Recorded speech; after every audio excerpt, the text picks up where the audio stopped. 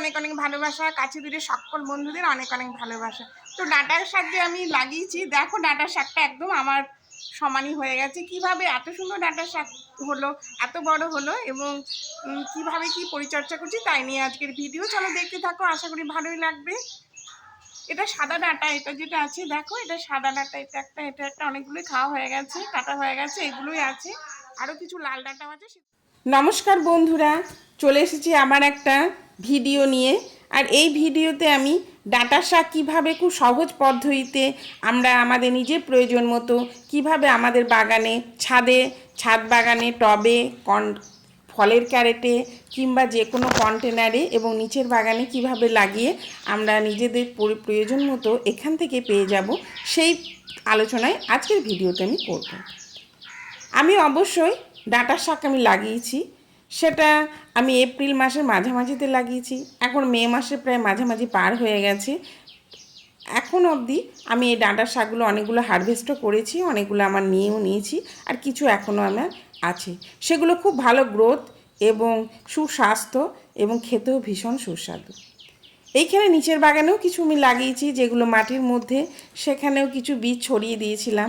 বাজার থেকে 10 টাকার বীজ এনেছিলাম, খুব বেশি না, সেটা থেকে প্রচুর বীজ দিয়েছিল। সেটা থেকে আমি কিছু কন্টেনারে, কিছু ছাদ বাগানে এবং কিছু নিচের মাটিতেও ছড়িয়ে দিয়েছিলাম।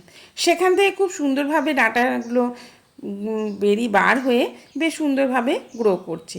কিছু শাক হিসাবে আমি ছোটো থেকেই খাওয়া হয়ে গেছে, কেননা সেগুলো আমি থিনিং করার জন্য কিছু শাক হিসাবে উপরে নিয়ে আমাদের রান্নার ব্যবহার করে নিয়েছি। আর কিছু এখনও আছে যেগুলো ডাঁটা হিসাবে খাবো বলে রাখা আছে। এইটা হলো সাদা, এটাকে আমরা কাটোয়া ডাঁটা বলে থাকি। ওই বীজের মধ্যে সাদা ছিল, সাদা ডাঁটা ও লাল ডাঁটা মেশানোই ছিল। কিছু সাদা ডাঁটা গাছ বার হয়ে গেছে, আর অবশ্যই কিছু চাপা নোটে যেটা লাল ডাঁটা সেটাও হয়েছে। এই গাছটা প্রায় আমার হাইটের সমান, অনেকটা বড় হয়ে গেছে, পাতাগুলো ভীষণ বড় বড় হয়েছে।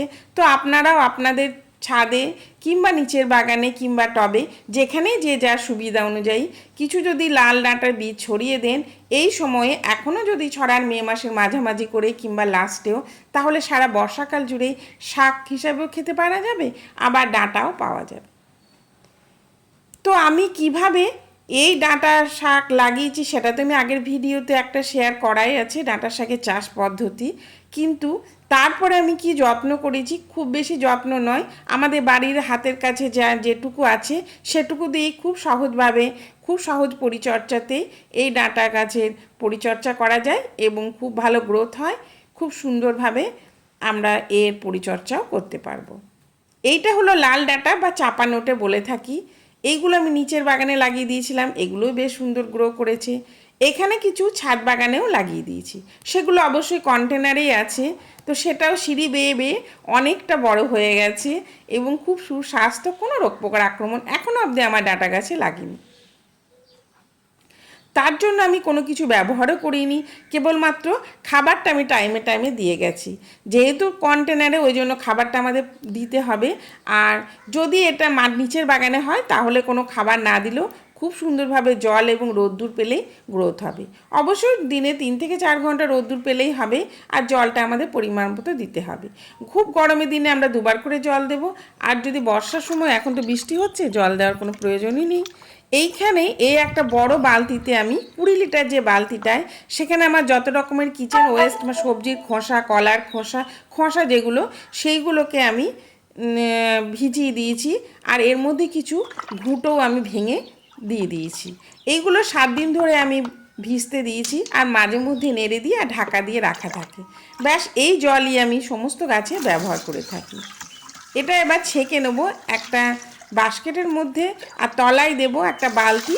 তারপরে এই জলটা আমরা ছেঁকে এইগুলোর সঙ্গে জল মিশিয়ে আমি সমস্ত রকম ছাদ বাগানে গাছে আমি দিয়ে থাকি।